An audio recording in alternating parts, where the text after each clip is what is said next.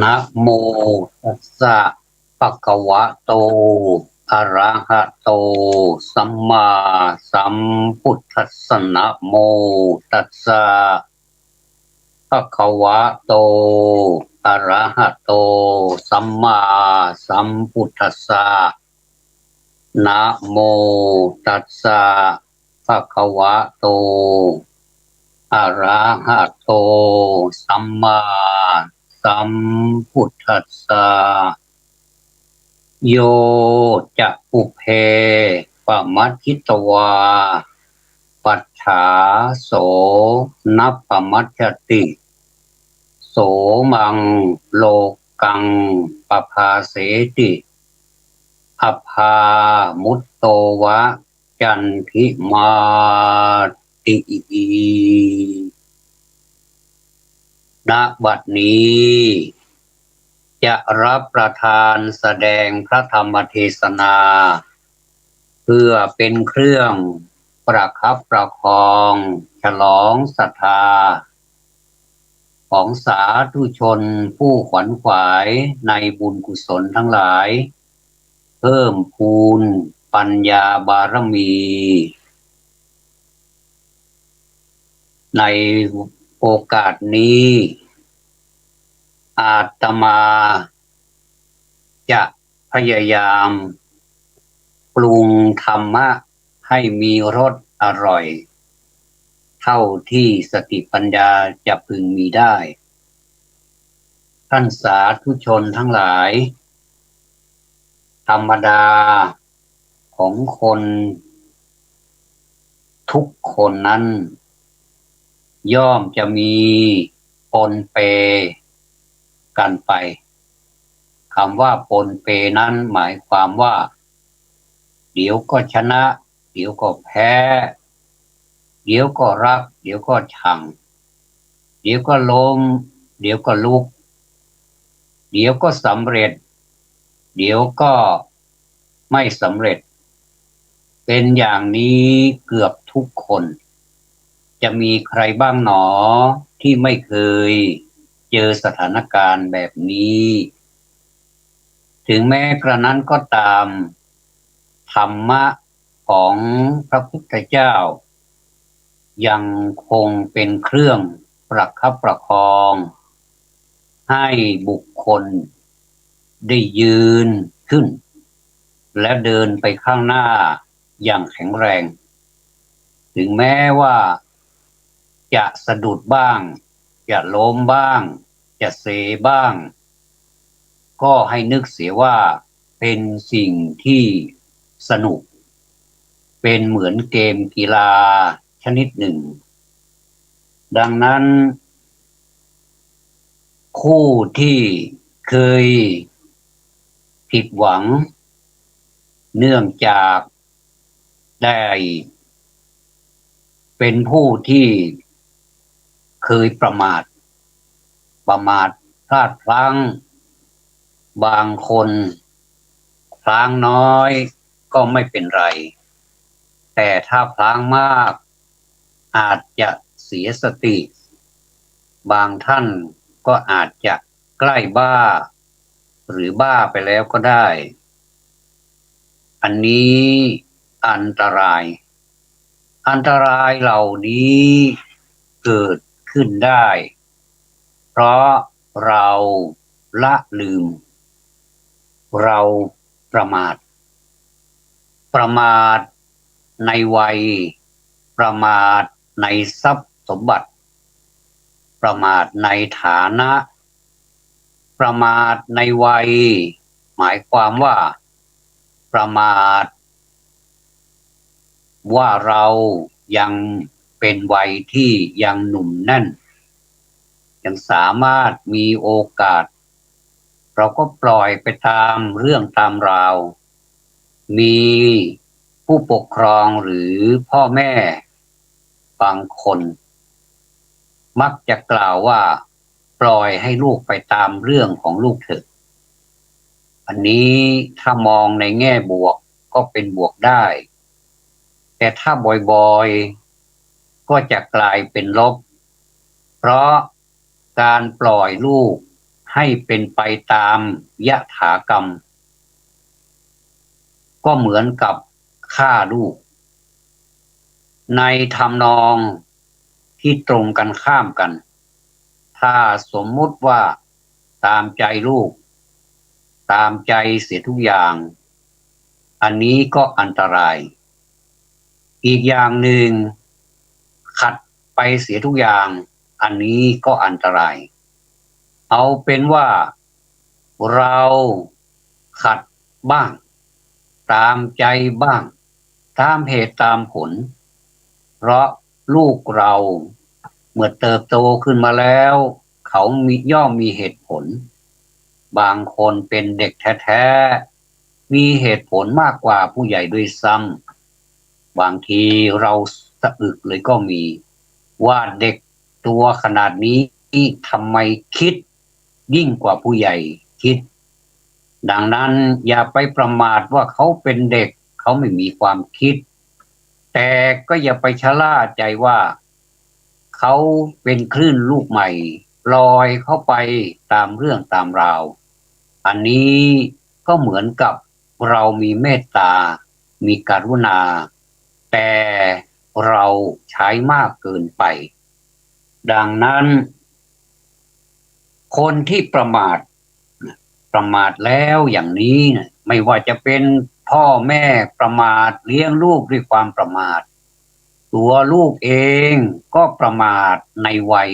ว่ายังมีโอกาสอยู่ยังเล็กอยู่อายุยังน้อยยังมีโอกาสที่จะคิดใหม่ได้ความคิดคนนั้นห้ามไม่ได้คิดไปเถอะแต่ขอให้จุดในวงเล็บหน่อยก็ยังดีเผื่อผิดหวังเผื่อมันไม่ใช่อย่างที่เราคิดอย่างนี้เขาเรียกว่าใช้สติกำกับใช้สติสัมปชัญญะสติสัมปชัญญะนี่มีคนพูดมากเหลือเกินว่าสติสัมปชัญญะนี่มันคืออะไรเขาเป็นอะไรถึงต้องมาสติต้องมาสัมปชัญญะกันจังเลยถ้าจะว่าไปแล้วสติสัมปชัญญะก็คือแปลว่าธรรมมีอุปการะคือหมายความว่าธรรมอันเป็นเครื่องป้องกันไม่ให้เกิดความพลั้งเผลอหรือผิดพลาดในหน้าที่การงานที่กระทำในถ้อยคำที่พูดและในเรื่องที่คิดในชีวิตที่ดำเนินอยู่ความหมายของสติหมายถึงความระลึกได้ลักษณะของสติมีความระลึกได้ในเวลาก่อนแต่จะทำก่อนแต่จะพูดก่อนแต่จะคิดเป็นลักษณะทีนี้หน้าที่ของสติมีอันกำจัดธรรมที่เป็นข้าศึกคือปมาทะปมาทะนี่คืออะไรปมาทะก็คือความประมาทถ้าจะแปลให้มันแบบเห็นชัดเข้าไปอีกก็คือความเลินเล่ออันนี้คือหน้าที่นะกำจัดปมาทะความเลินเล่ออันนี้เป็นหน้าที่โดยตรงของสติความระลึกถึงสิ่งที่ล่วงแล้วมาได้เนี่ยเช่นระลึกถึงการงานที่ได้กระทำและถ้อยคำที่ได้พูดแล้วเนี่ยแม้นานได้นี่หรือนึกถึงรูปเป็นต้นที่ตนเคยเห็นมาแล้วแม้นานได้ก็ดีเนี่ยอันนี้เป็นความระลึกถึงเขาเรียกว่าในลักษณะของสตินะความระลึกถึงสิ่งที่เป็นปัจจุบันเช่นระลึกถึงการงานที่กระทำอยู่ในปัจจุบันเนี่ยเดี๋ยวนี้เนี่ยหรือระลึกถึงลมหายใจเข้าลมหายใจออกของตนได้ก็ดีเรียกว่าอานาปานสติเนี่ยความระลึกถึงสิ่งอันจะมีขึ้นในภายหน้าเช่นระลึกถึงความตายในอนาคตความระลึกถึงดังกล่าวนี้ชื่อว่าสติใช้ได้มาก มากมายเหลือเกินแล้วเรื่องนี้ก็เคยพูดมาแล้วเหมือนกันเราจะพูดก็ไม่เป็นไรเพราะว่าการพูดถึงสติสัมปชัญญะบ่อยๆนั้นก็เหมือนกับเราท่องจำสติคือความระลึกได้สัมปชัญญะความรู้ตัวถ้าเราไม่ดีเราไม่อยากเรียนอะไรมากนะเราก็ท่องสองคำนี้ไว้ก็ดีสติความระลึกได้สัมปชัญญะความรู้ตัวอาจจะอยู่จะกินจะนอนจะมีอิริยาบถอะไรก็ตามสติความระลึกได้สัมปชัญญะความรู้ตัวสติความระลึกได้สัมปชัญญะความรู้ตัวถ้ารู้สึกอยากจะรู้ว่าความหมายของสติมันให้ประโยชน์มันมีคุณูปการหรือว่าเป็นธรรมที่มีอุปการะหรือธรรมอันเป็นเครื่องป้องกันไม่ให้เกิดความพลั้งเผลอหรือผิดพลาดในหน้าที่การงานที่กระทำเนี่ยในถ้อยคำที่พูดและในเรื่องที่คิดเราลองลงไปหาเขาเลยแล้วก็ขยายใจความอันนี้สนุกการเรียนธรรมะนี่สนุกนะถ้าใครไม่ลองเรียนดูก็จะไม่รู้ว่าการเรียนธรรมะนั้นเป็นเรื่องที่สนุกเพราะอะไรเพราะว่าธรรมะมันก็คืออยู่ในตัวเรานั่นแหละเราหายใจเข้าหายใจออกมันก็คือธรรมะอานาปานสติคือกำหนดลมหายใจเข้าออกให้มีสติอยู่เสมอทีนี้ในนิเขปบทเบื้องต้นที่ได้ตั้งขึ้นไว้นั้นว่าโยจักปุเพปมัชชิตวาปัจฉาโสนัปปมัชชติดังนี้เป็นต้นแปลว่าก็ผู้ใดประมาทแล้วในก่อนภายหลังกลับไม่ประมาทผู้นั้นย่อมยังโลกนี้ให้สว่างได้เปรียบเหมือนดวงจันทร์พ้นแล้วจากหมอกฉะนั้นภาษิตนี้งดงามมากถ้าเราตีความแบบเป็นกลางแสดงว่าภาษิตนี้สอนให้เราได้รู้ว่าเมื่อก่อนนี้เราประมาทแต่ในขณะนี้ภายหลังจากที่เราประมาทแล้วเรากลับไม่ประมาทอะไรจะเกิดขึ้นอันนี้เป็นเรื่องที่น่าคิดมีชายคนหนึ่งไม่ชอบเงาและรอยเท้าตัวเองจนตั้งใจที่จะวิ่งหนีสิ่งทั้งสองคือเงาและรอยเท้าเมื่อไรที่เขาก้าวขาข้างหนึ่งขาอีกข้างก็จะก้าวตามมาเงาก็จะติดตามเขาอย่างง่ายดายเขาคิดว่าคงเป็นเพราะวิ่งเร็วไม่พอจึงวิ่งให้เร็วขึ้นเร็วขึ้นเร็วขึ้นเรื่อยๆจนล้มลงอย่างหมดสภาพไร้เรี่ยวแรงเขาไม่รู้ว่าจริงๆแล้วหากเขาก้าวเข้าไปอยู่ใต้ร่มไม้เงาก็จะหายไปหรือถ้าหยุดยืนนิ่งก็จะไม่มีรอยเท้าให้เห็นการฝึกทุกสิ่งทุกอย่างเช่นเราฝึกสมาธิโดยการเจริญสติคือการเลือกที่จะหยุดนิ่งเป็นการก้าวเข้าสู่ใต้ร่มไม้แทนที่จะวิ่งหนีความคิดหรือความรู้สึกทุกข์ใจบางครั้งเราเรียกการฝึกสมาธิว่าการไม่กระทำการไม่กระทำก็คือแทนที่จะไหวไปตามปฏิกิริยาปกติที่มักจะทำเราเคยทำอย่างนี้นี่นาเป็นปกติเราก็ใช้ความเป็นปกติของเรานั้นทำไปเรื่อยๆโดยเหมือนไม่มีอะไรเกิดขึ้นและ เรามักจะไม่มองเห็นว่ามันเกิดอะไรขึ้นหรือมันเกิดเหตุการณ์อะไรผิดปกติหรือเปล่าเพราะเป็นปกติที่เราทำเราเลือกที่จะเงียบและสังเกตอยู่กับปัจจุบันเข้าถึงปัจจุบันให้มากที่สุดและมองสิ่งต่างๆอย่างเรียบง่ายและตรงไปตรงมาให้มากที่สุดนั่นก็คือไม่เข้าข้างตัวเองให้มากนักไม่ดูถูกดูแคลนตนเองอยู่เป็นกลางคือว่าไปตามเนื้อผ้า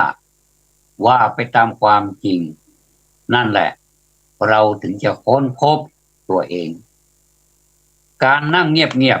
ๆการนั่งเงียบๆและสังเกตอย่างมีสติคือวิธีการที่ได้ผลที่สุดของการไม่กระทำบาโบเนรูดากวีชื่อก้องเคยกล่าวไว้ในกลอนเปล่าที่มีชื่อว่าอยู่เงียบๆว่าหากเราไม่เป็นคนที่มักมองอะไรมุมเดียวและเชื่อว่าชีวิตต้องเคลื่อนไปข้างหน้าตลอดเวลาเมื่อมีสักครั้งที่เราลองหยุดทำทุกสิ่งดูบางทีคลื่นแห่งความเงียบอาจพัดพาเอาความเศร้าจากการไม่เข้าใจตัวเองออกไปได้บางทีโลกอาจสอนให้เราเห็นว่าบางสิ่งที่จะดูเหมือนใกล้ความตายก็กลับมีชีวิตชีวาได้อีกครั้งแรงบันดาลใจมา1%เท่านั้นแต่มาจากความพยายามความเพียร99%อันนี้เป็นคำพูดของเอวาเอดิสันซึ่งมีความเพียรพยายามมากจนพูดกล่าวออกมาว่าแรงบันดาลใจมา1%แต่มาจากความมุมานะความเพียรพยายาม99%ดังนั้นจึงเป็นเรื่องที่ไม่แปลกที่ความสำเร็จทั้งหลายจะสำเร็จได้ด้วยความเพียรพยายามเหมือนดังพุทธวจนะที่พระสัมมาสัมพุทธเจ้าท่านได้ตรัสไว้วิริเยนะทุกขมัจเจติคนที่จะพ้นผ่านความทุกข์ไปได้ก็เพราะความเพียรถ้าเรายังสงสัยอยู่เราก็ยังไม่มีผู้สอนอุปกรณ์ที่สอนเราได้ดีที่สุดก็คือกระจกฝึกหน้ากระจกจะพูดก็ได้จะทำอะไรก็ได้เพราะกระจกมันไม่พูดมันตามใจเราแต่ฝึกให้ดีๆนะฝึกหน้ากระจกเพราะอะไรถึงฝึกหน้ากระจกเพราะเราจะได้เห็นตัวเองเพราะอีกอย่างหนึ่งก็คือกระจกไม่เคยหลอกใครเรายิ้มมันก็ยิ้มใส่เราหัวเราะกระจกมันก็หัวเราะตามเราร้องไห้กระจกก็ร้องไห้น้ำตาเราไหลซึมกระจกก็มีน้ำตาไหลซึมออกจากตัวเราออกจากหน้าในตาของเราดังนั้นกระจกจึงไม่เคยหลอกใครไม่เหมือนกับสิ่งอื่นที่มักจะหลอกลวงกันโดยเฉพาะคนเหมือนกันมักจะหลอกกันแต่ก็ใช่ว่าจะเจอแต่คนที่หลอกลวงนั้นก็หาไม่อันนี้ เราจะต้องพิจารณาเป็นรายๆไปก็ให้เป็นทั้งบวกเป็นทั้งลบดังได้กล่าวแล้วว่าผู้ใดประมาทแล้วในก่อนหมายความว่าเมื่อก่อนนี้เคยทำชีวิตที่ไม่เคยได้คิดที่ไม่เคยได้มีตารางหรือว่ามีแผนอะไรเลยก็กลับมามีตารางกลับมามีแผนจะต้องมีการวางแผนวางแผนวางแผนก็คือวางแผนการต่างๆวางโครงของงานว่าเราจะทำอะไรบ้างเราจะทำอันนี้มันจะเกิดอันนี้ไหมแน่นอนที่สุดอันถ้าจะทำอันนี้หรือว่าอันไหนมันจะต้องเกิดอันนี้อันไหนตามมาแน่นอนแต่อันว่าอันนี้อันไหนนั้นมันจะมาในรูปของดีหรือไม่ดีแค่นั้นเองดังนั้นการที่เราที่จะมาทำแผนมันจึงเป็นสิ่งที่ดีมากๆเป็นการฝึกให้เราอยู่ในกรอบนะมีหลายท่านบอกว่าผมก็อยู่ในกรอบผมก็อยู่ในกรอบอยู่เสมอดิฉันก็อยู่ในกรอบถามว่ากรอบอะไรเขาบอกว่าอยู่ในกรอบรูปถ่ายรูปบ่อยๆนะอันนี้ไม่นับอยู่ในกรอบที่ว่ากรอบนี้หมายถึงการที่เราจะกำหนดอะไรสักอย่างเป็นเป้าหมายอาจจะเป็นเป้าหมายใหญ่เป้าหมายรองรองลงมาอาจจะมีหลายเป้าหมายไปเป้าหมายใหญ่ก่อนไปเป้าหมายใหญ่ก่อนถ้าสมมุติว่าเป้าหมายใหญ่มันพลาดไม่ได้เราก็ลดลงมาเป้าหมายรองจนในที่สุดมันไม่ได้อะไรก็ไม่เห็นเป็นไรก็เอาใหม่ก็มากำหนดกรอบอีกใหม่กรอบใหม่อีกก็เหมือนเราไปแข่งขันกีฬาทุกคนนี่ตั้งเป้าหมายอยู่ที่เหรียญทองชนะเลิศเหรียญต่อมาก็เป็นรองชนะเลิศเป็นอันดับ2ของการชนะเลิศก็คือรองชนะเลิศอันดับ1แล้วก็เหรียญทองแดงเป็นรองชนะเลิศอันดับ2พูดง่ายๆก็คือเหรียญทองเป็นที่1เหรียญเงินเป็นที่2แล้วก็เหรียญทองแดงเป็นที่3ก็ไม่เห็นเขาเสียใจอะไรเพราะทำดีที่สุดแล้วคนเราถ้าทำอะไรทำให้ถึงที่สุดถึงเวลาที่ปรากฏผลออกมาเราก็ไม่เสียใจเพราะเราทำดีที่สุดแล้วใครจะว่ากระทบกระเทียบใครจะเย้ยหยันหรือใครจะชมหรือใครจะว่าก็ปล่อยเขาไปไม่ต้องไปสนใจใยดีสนใจอยู่ที่เรานี่ว่าเราทำดีแค่ไหนหรือว่าเราแกล้งทำหรือว่าเราออกแรงสุดๆแล้วมันก็ได้แค่นี้ก็ให้มันปล่อยได้แค่นี้โอกาสหน้ายังมีจะเอาแค่ไหนอีกก็เอาได้โอกาสหน้าก็อาจจะดีขึ้นงวดนี้ได้เหรียญเงินได้เหรียญทองแดงก็ไม่เป็นไรเราไม่ได้ไปยืนอยู่ตรงกลางได้ชัยชนะเลิศได้เหรียญทองก็ไม่เห็นเป็นไรแต่เราก็รู้สึกในใจเหมือนกันว่าคนที่ยืนอยู่ตรงกลางเขายิ้มอย่างสบายใจเขามีความสุขเราก็อย่าไปอิจฉาตาร้อนบางคนอิจฉายังไม่พอตาร้อนอีกอิจฉาตาร้อนคนที่มีความสำเร็จไม่รู้จักใช้มุทิตาเขาเรียกว่าไม่ยินดีในเมื่อคนอื่นประสบความสำเร็จไม่เป็นไรเราก็มองเขาไว้ว่าเขาใช้ความพยายามเขาก็ใช้ความพยายามอย่างเรานี่นะทำไมเขาไปยืนอยู่บนนั้นได้มันก็ต้องมีปัจจัยอีกหลายอย่างว่าทำไมเราถึงชนะ เราจะทำอย่างไรดี ก็เอาเขาเป็นไอดอลสิว่าเขากินอย่างไรอยู่อย่างไรพักผ่อนอย่างไรพักผ่อนเพียงพอไหมเขาใช้เวลาอย่างไรเขามี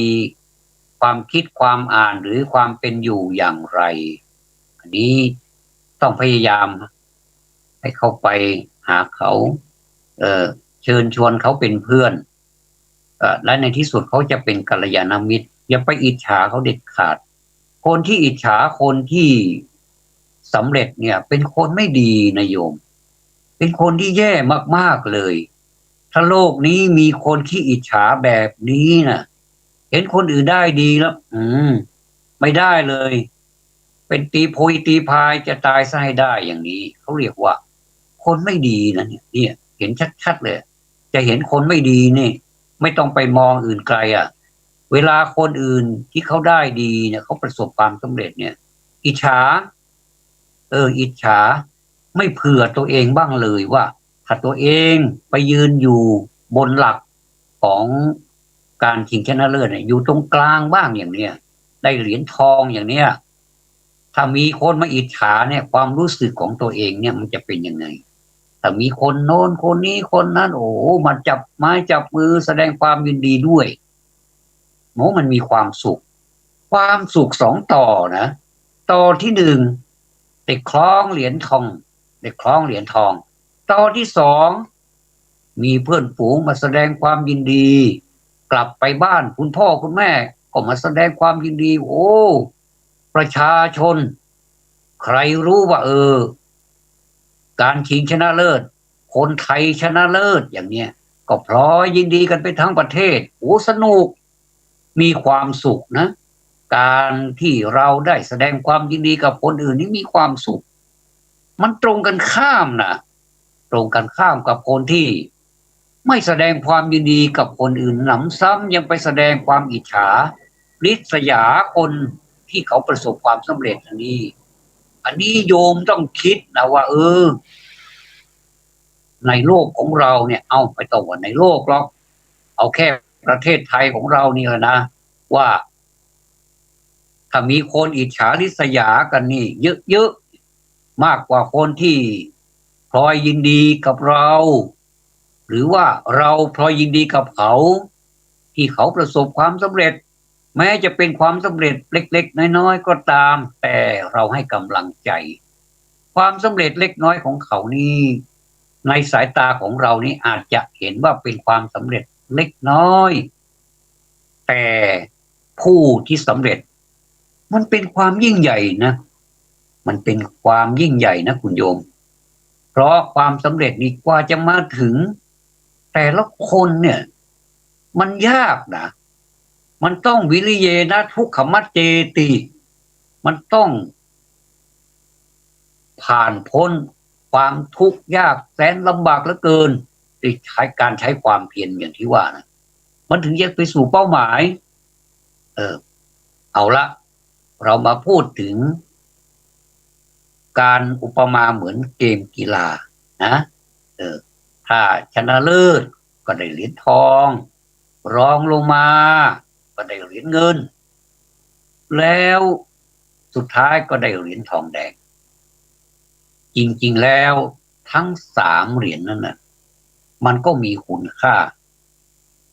เขาได้เหรียญเงินเขาก็รักษาเหรียญเงินเขาไว้โอกาสหน้าถ้ามีโอกาสก็จะขึ้นไปชิงเหรียญทองคนที่ได้เหรียญทองแดงโอกาสหน้าก็จะขึ้นไปชิงเหรียญเงินก็จะไต่ขึ้นไปเป็นระดับอย่างนี้ไปเรื่อยๆมันก็สนุกดีถ้าอย่างนั้นแล้วมันจะไม่มีอะไรทำจะไม่มีการบ้านมันท้าทายดีถ้าอยู่ขึ้นไปชิงชนะเลิศแล้วมันได้เหรียญทองมาเลยอย่างนี้ไม่ตื่นเต้นมันไม่ท้าทายมันไม่มีการบ้านให้ทำแล้วก็อาจจะเกิดเหตุการณ์ที่ไม่คาดฝันได้ก็คือหลงระเริงขาดซ้อมไม่ฟิตละไม่ฟิตไม่เฟิร์สละโอกาสหน้าลงก็จะชนะอีก ฝันไปเถอะถ้าเป็นอย่างนี้ฝันไปเถอะเหรียญทองเหรียญที่สองจะไม่มามันเผลอๆยังไม่ได้แม้แต่เหรียญเงินแม้แต่เหรียญทองแดงด้วยซ้ำจะไม่ได้อะไรสักอย่างอันนี้แหละท่านทั้งหลายความประมาทนี่แหละเห็นได้ชัดประสบความสำเร็จมาแล้วเคยสอบได้ดีสอบได้ดีมากเป็นที่ชื่นชมของผู้ปกครองเป็นที่ชื่นชมของคุณครูครูบาอาจารย์มาแสดงความรู้สึกยินดีมากมายเลยแต่พอทำไปทำมากลับเดี่ยงไม่ฝึกซะแล้วไม่ขยันเหมือนเดิมแล้วโอกาสหน้าไม่ได้แล้วนะที่จะได้ก็คือความล้มเหลวอันนี้ต้องคิดนะพวกเราต้องคิดว่าการที่จะได้แชมป์หรือว่าการที่ชนะเลิศได้เหรียญทองเนี่ยมาครองเนี่ยมันไม่ยากแต่การรักษาแชมป์หรือการรักษาเหรียญทองที่คล้องคอเราเนี่ยยากกว่ายากมากนะเพราะฉะนั้นนี่ท่านจึงกล่าวไว้ว่าคนเราเนี่ยเมื่อประมาทเมื่อก่อนเนี่ยแล้วพอมาภายหลังเราไม่ประมาทนะมันก็เหมือนเราจากที่สว่างจากที่มืดเนี่ยไปสู่แสงสว่างแสงสว่างเราอยู่ในที่มืดเนี่ยมันอึดอัดมันไม่เห็นอะไรมันมองมืดแปดด้านไปเลยก็คือมืดเหมือนกับเราอยู่ในห้องสี่เหลี่ยมแคบๆนี่ยังไม่พอไม่มีไฟฟ้าอีกต่างหากมืดก็เหมือนเราประมาทคนที่มีความมืดนี่ก็เหมือนคนประมาทมืดทั้งใจมืดทั้งตาคือไม่เห็นอะไรเลยในใจก็คิดไม่ออกว่าจะทำยังไงอันนี้หมายความว่าเราออกมาสู่โลกที่มันสว่างจากห้องที่มันเป็นห้องแคบๆแล้วเป็นห้องที่มืดตึ๊ดตือเลยแล้วเราก็ออกมาสู่ที่สว่างโล่งหายใจสะดวกโล่งจมูกเหมือนกับตายแล้วเกิดใหม่เหมือนกับตายแล้วเกิดใหม่เหมือนกับคำที่กล่าวไว้เมื่อสักครู่นี้บอกว่าบางสิ่งที่ดูเหมือนใกล้ความตายก็กลับมีชีวิตชีวาได้อีกครั้งก็เหมือนหมายความว่าเราอยู่ในที่มืดในห้องสี่เหลี่ยมเราจะตายแล้วนะมันใกล้จะตายแล้วแต่พอ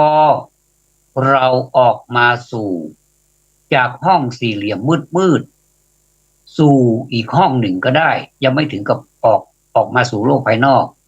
มันกลับมีชีวิตชีวาการตายของเรานั้นไม่ตายแล้วกลับมีชีวิตชีวาชีวิตทุกคนมีได้แต่ชีวาทุกคนต้องหาเอาเองชีวิตคือการหายใจชีวิตคือการเกิดมาแล้วอะไรต่ออีกมากมายชีวิตคือความเป็นอยู่อย่างไรอยู่แบบผู้แพ้อยู่แบบผู้ฉลาดอยู่แบบไหนก็คือชีวิตหนึ่งแต่ถ้าจะทำชีวิตให้มีชีวาเราจะทำอย่างไรเราจะต้องให้มันมีชีวาให้ได้ง่ายๆชีวิตที่ไม่มีชีวาก็คือชีวิตที่เศร้าโศกที่มองโลกในแง่ร้ายมองตัวเองลบมองคนอื่นลบมองโลกลบแล้วมันจะเหลืออะไรชีวิตก็เหมือนกับไม่มีชีวาเราลองทำตรงกันข้ามสิท่านยิ้มซะบ้างหัวเราะบ้างก็ได้เราหัวเราะอยู่ในห้องใครจะไปรู้ว่าเราหัวเราะอะไรเรารู้ว่าเราไม่บ้าเรารู้ตัวว่าเราหัวเราะเราอาจจะ เอาเรื่องขำๆเรื่องที่อ่านแล้วมันทำให้เกิดขำขันขึ้นแล้วก็หัวเราะสนุกและก็ไม่ผิดกฎหมายด้วยการหัวเราะในบางประเทศหลายๆประเทศเขาส่งเสริมให้คนยิ้มส่งเสริมให้คนหัวเราะคนไทยนี่เป็นคนยิ้มเก่งอยู่แล้วจะไปยากอะไรกับการยิ้มและจะไปยากอะไรกับการหัวเราะบางคนก็เส้นตื้นนิดหน่อยก็หัวเราะแล้วก็ดีนะเส้นตื้นดีๆดีกว่าเส้นลึกบางคนยิ้มยากเหลือเกินหัวเราะยากเหลือเกินอย่างนี้ต้องฝึกยิ้มต้องฝึกหัวเราะเวลาที่เราจะยิ้มเวลาที่เราจะหัวเราะมันต้องมีอุปกรณ์ในการยิ้มในการหัวเราะบางทีเราฟังนิทานเป็นเรื่องขำขันสมัยก่อนท่านผู้ฟังเคยได้ยินนักเล่าขำขันที่ดีมากคนหนึ่งของเมืองไทยไหมคุณไฉนกลิ่นขาวเออแต่เขาจากโลกนี้ไปแล้วนะอาตมาชอบฟังโอ้สมัยเมื่อเป็นเด็กฟังขำขันของคุณตาไฉนกลิ่นขาวนะรู้สึกมันสบายใจแล้วมันได้แง่มุมอะไรก็ไม่รู้ที่มันที่ที่ใครให้เราไม่ได้อะเราก็ฟังสมัยนั้นไม่มี FM เราก็เป็น AM ตามท้องทุ่งนานี่แหละใช้ถ่านไฟฉาย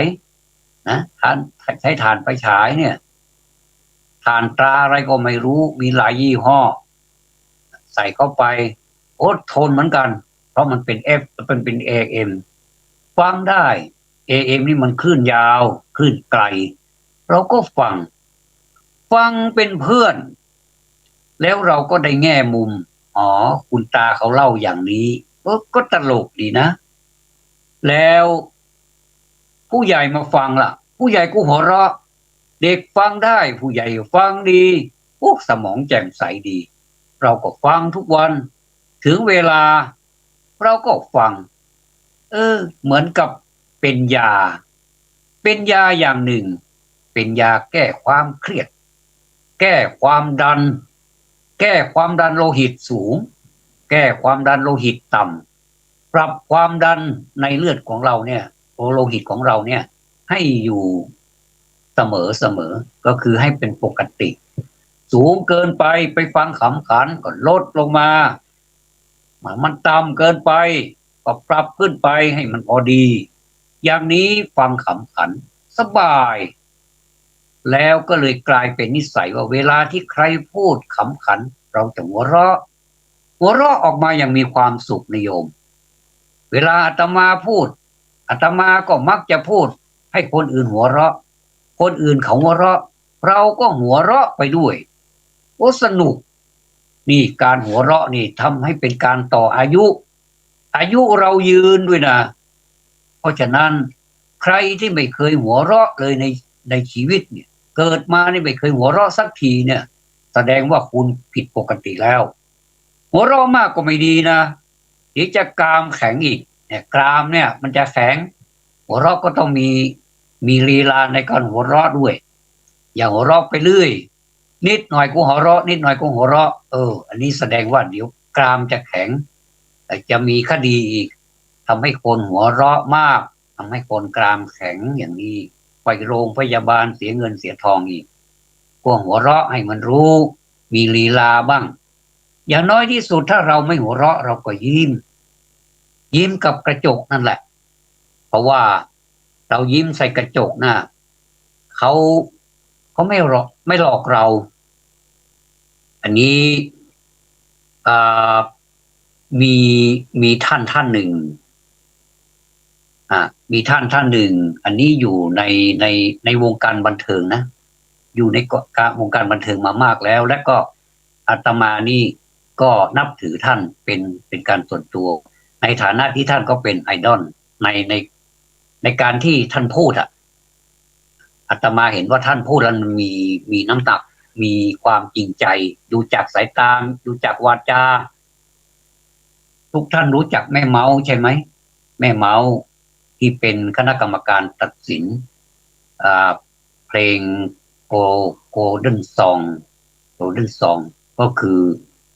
เพลงทองอะไรนั่นแหละนะถ้าจะแปลเป็นภาษาไทยแม่เมาท่านพูดมีประโยคหนึ่งที่มันกินใจมันจะยากจะเย็นเพียงไรขอให้ได้ทำโอ้คำนี้นี่จุดประกายในหัวใจให้เข้มแข็งให้มีไฟขึ้นมาเลยเหมือนกับแม่เมานี่นะชาร์จแบตเตอรี่ให้เราแบตเตอรี่ของเรานี่มันจะอ่อนแล้วเขากดชาร์จแบตเตอรี่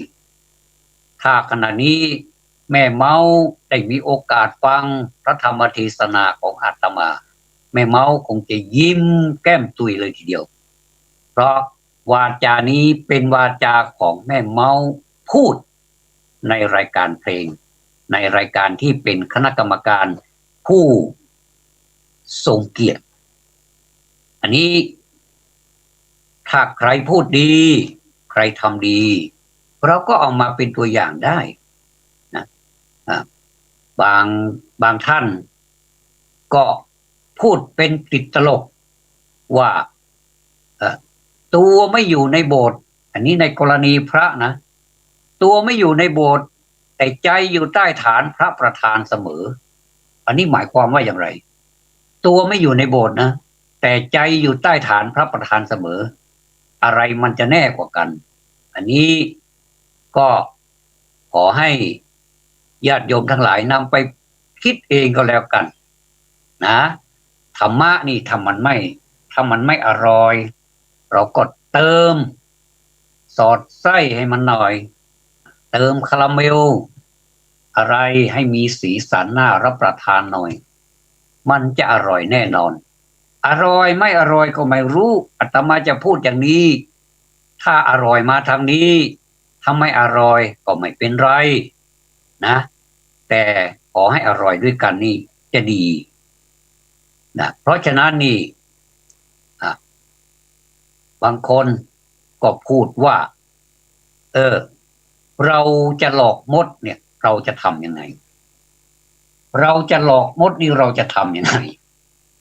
หลายท่านก็บอกว่าจะหลอกมดก็เอายาไปใส่น้ำตาลดิเดี๋ยวมดมันกินมันก็ตาย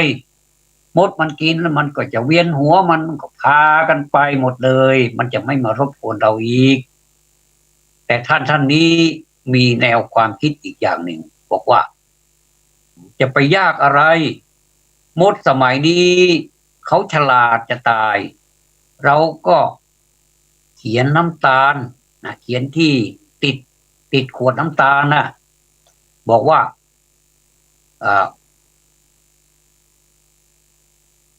อะไรเขียนน้ำตาลติดขวดพริกไทยนะบอกว่าเนี่ยน้ำตาล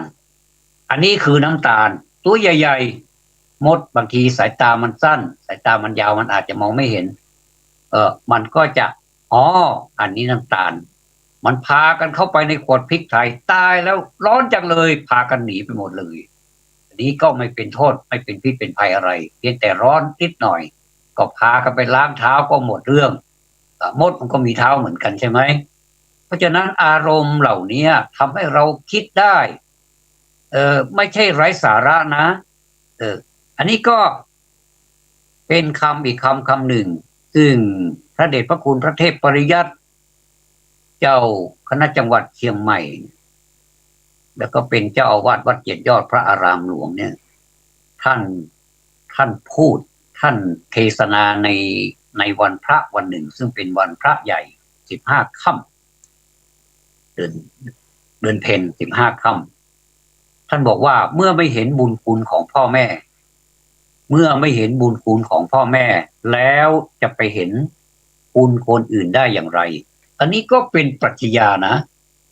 ฟังแล้วทำให้เราฉุกคิดว่าคนเราถ้าไม่มีบุญคุณไม่สนองบุญคุณไม่ตอบสนองบุญคุณของผู้ที่มีบุญคุณอย่างสูงต่อเรานี่ แล้วคนอื่นจะไปเหลืออะไรนะจะไปเชื่อได้ยังไงว่าเขาจะไม่หลอกเราอันนี้ก็เป็นเกร็ดเล็กๆน้อยๆที่นำมาฝากญาติโยมทั้งหลายนี่ก็เกือบลืมมืดเกือบลืมสว่างซะแล้วแล้วว่าการที่ไปสู่โลกสว่างนั้นเปรียบเหมือนดวงจันทร์พ้นจากเมฆหมอกหรือว่าพ้นจากหมอกฉะนั้นก็หมายความว่าดวงจันทร์มันเมื่อมันมีเมฆหมอกมาบังเยอะๆหนาทึบมันก็มืดแต่เมื่อออกจากเมฆหมอกหรือว่าเมฆหมอกนั้นมันหายไปแล้วก็จะเหลือแต่ดวงจันทร์เราสังเกตดวงจันทร์ในวันเพ็ญไหมโอ้น่าอยู่น่าจะไปจับมาน่าจะไปจับด้วยมือว่ามันคงจะเย็นสบายดีนะอย่างเนี้ยแล้วก็เราก็ปลื้มเวลามีพระจันทร์วันเพ็ญนี่เราปลื้มนะอันนี้เป็นธรรมะที่อาตมาภาพได้นำมาเสนอท่านผู้ฟังในวันนี้ดังนั้นคนประมาทนี้ย่อมเศร้าโศกสิ้นกาลนานเหมือนคำบาลีว่าเตทีครตังโสจันติเยปมัชชันติมานะวาคนประมาทย่อมเศร้าโศกสิ้นกาลนานคนประมาทคือคนที่หลงมัวเมาในลาภยศสรรเสริญสุขเมาในชีวิตเมาในวัยเมาในอายุบุคคลเหล่านี้แม้มีชีวิตอยู่ก็สักว่าอยู่ด้วยลมหายใจเข้าออกเท่านั้นไม่ประกอบคุณงามความดีไม่ทำประโยชน์ทั้งส่วนตัวและส่วนรวมมีแต่สร้างความเดือดร้อนให้แก่ตนและส่วนรวมเพราะความประมาทด้วยผลของความประมาทนั้น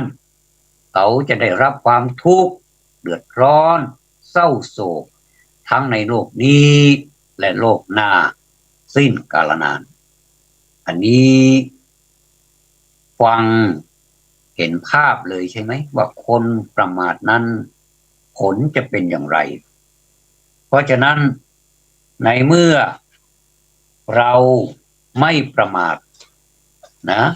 ก็มีนักปราชญ์ท่านมากล่าวไว้ว่าอัปปมาทันจะเมทาวีทะนังเตถังวะรักขติแปลว่าปราชญ์ย่อมรักษาความไม่ประมาทไว้เหมือนทรัพย์ประเสริฐสุดคำว่าปราชญ์ในที่นี้หมายถึงท่านผู้มีปรีชาญาณหรือท่านผู้มีปัญญาฉลาดรอบรู้ในสิ่งที่เป็นประโยชน์และมิใช่ประโยชน์และประกอบด้วยความไม่ประมาทเป็นธรรมอย่างเอกที่พระพุทธองค์ตรัสว่าความไม่ประมาทเป็นยอดแห่งธรรมทั้งหมดเปรียบเหมือนรอยเท้าช้างที่ใหญ่กว่ารอยเท้าสัตว์ทั้งปวงรอยเท้าแห่งสัตว์ทั้งปวงรวมลงอยู่ในรอยเท้าช้างฉะนั้นนักปราชญ์ท่านจึงรักษาความไม่ประมาทไว้อย่างประเสริฐเหมือนรักษาทรัพย์สมบัติอันล้ำค่าของตนไว้อันนี้คือข้างของความไม่ประมาทเมื่อสักครู่นี้คือข้างของความประมาทเมื่อสักครู่นี้เป็นข้างแห่งความไม่ดีไม่ควรแต่อันหลังนี้เป็นสิ่งที่ดีที่ควรเพราะปราชญ์สรรเสริญว่าเป็นสิ่งที่ประเสริฐและก็รักษาเหมือนสมบัติอันล้ำค่าเอาไว้ท่านสาธุชนทั้งหลายการที่เราท่านทั้งหลายนั้นจะคิดหรือไม่มันก็อยู่ที่สมองของเราเพราะว่าสมองของเรานั้นมีความสามารถที่จะเปลี่ยนแปลงในเชิงโครงสร้างและการทำงานซึ่งเขาเรียกปรากฏการณ์นี้ว่า neuroplastic คำนี้ศาสตราจารย์ ริชาร์ดเดวิดสันเป็นผู้กล่าวดังนั้นสมองของคนเรานั้นย่อมจะทำงานได้ดีถ้าเรารู้จักฝึกสมองของเราสมองของเรามีความสามารถอย่าใช้เขามากเกินควรและอย่าปล่อยให้เขาอยู่แบบไม่ได้ทำงานเกินไปใช้เขาให้รู้จักว่าสิ่งนี้ควรจะทุ่มเทสิ่งนี้ไม่ควรทุ่มเทสิ่งนี้ควรกลางๆอย่างนี้อันนี้แสดงว่าเราใช้สมองของเราให้เป็นประโยชน์ในเชิงโครงสร้างและการทำงานที่เรียกว่า neuroplastic ธรรมะในวันนี้อาตมาภาพได้กลั่นออกมาจากความรู้สึกและประสบการณ์โดยตรงอาจจะเป็นสิ่งที่ญาติโยมทั้งหลายก็ประสบการณ์เหมือนกับอาตมาเหมือนกันหลายท่านก็มีประสบการณ์ที่แตกต่างกันออกไปแต่รวมความแล้วก็คือประสบการณ์สอนให้เรารู้ว่าสิ่งนี้ควรทำต่อไปไหมสิ่งนี้ไม่ควรทำต่อไปไหมเช่นสิ่งที่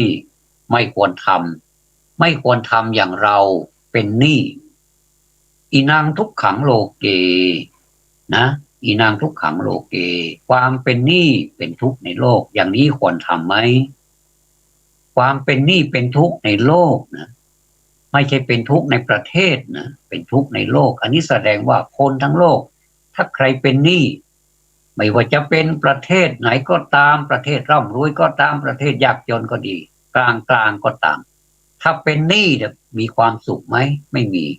อันนี้แสดงว่าเราคิดได้ละถ้าเราเป็นหนี้ไม่เป็นซะเลยดีกว่าเราก็อยู่แบบคุณโจรจันไดนั่นไงคุณโจรจันไดออกมาพูดอย่างจริงจังเลยว่าคนเรานั้นอยู่กับธรรมชาติอยู่กับดินอยู่กับน้ำอยู่กับลมอยู่กับไฟธรรมชาติเขาอยู่อย่างไรเราก็อยู่อย่างนั้น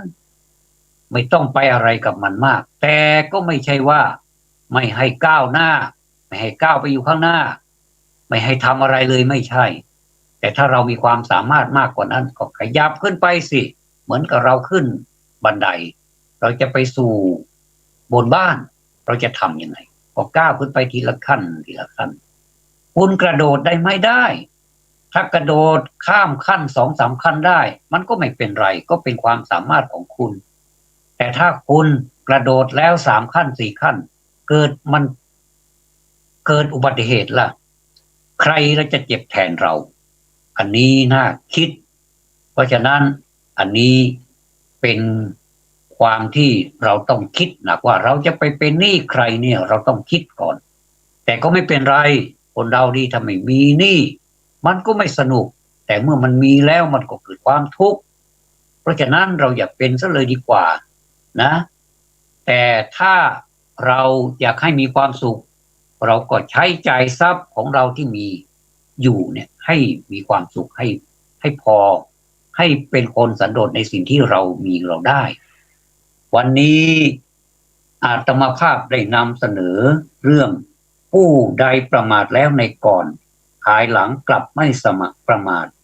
ผู้นั้นย่อมยังโลกนี้ให้สว่างได้เปรียบเหมือนดวงจันทร์พ้นแล้วจากหมอกฉะนั้นและมีธรรมะอื่นๆอีกพอสมควรที่นำมาฝากญาติโยมทั้งหลายก็พอสมควรแล้วนะเทศนาปริโยสาเนในการเป็นที่สิ้นสุดลงแห่งพระธรรมเทศนานี้ขอให้ท่านทั้งหลายมีความมั่นใจในพระธรรมของพระสัมมาสัมพุทธเจ้าขอประสบแต่ความสุขความเจริญเหมือนกันทุกคนทุกท่านรับประทานแสดงพระธรรมเทศนาพอสมควรแก่เวลาจึงขอสมมุติยุติลงคงไว้แต่เพียงเท่านี้เอวังก็มีด้วยประการฉนี้อภิวาทนาสีลิสะนิจจัง พุทธาปัจจายโนจัตตารโอธรรมาวัฏันติอายุวันโนสุขังพลัง